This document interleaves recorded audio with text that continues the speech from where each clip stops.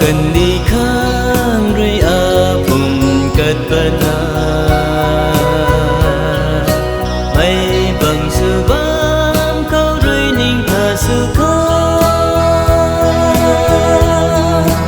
ngờ khao loan tàn bám khang như tuần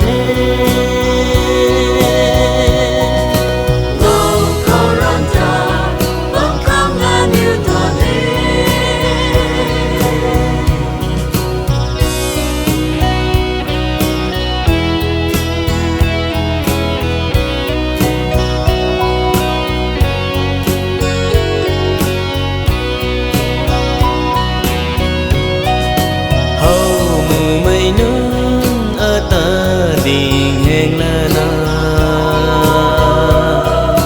niềm nở bơi rơi nơi cơn cay dày cứ lá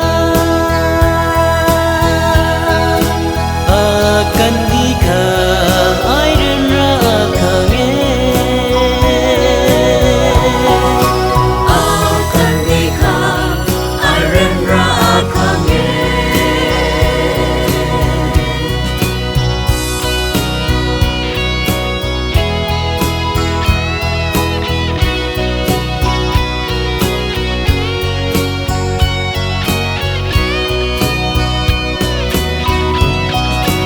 quỳ phù vây ta